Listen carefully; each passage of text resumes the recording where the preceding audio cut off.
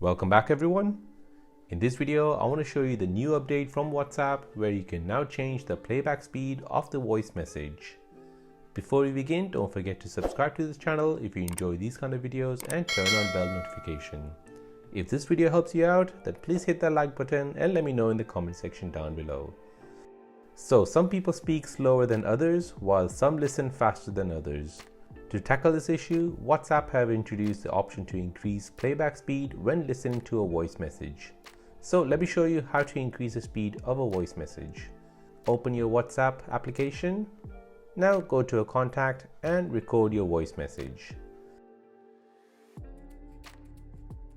Now the person who receives it and the person who sends it can change the playback speed of the voice message while listening to it.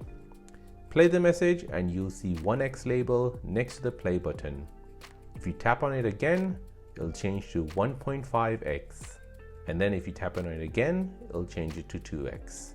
Unfortunately, you cannot slow the message down, you can only increase the speed.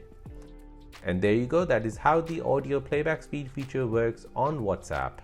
My name is Karthik and you're watching Simple Dad. Thanks for watching, see you in the next one.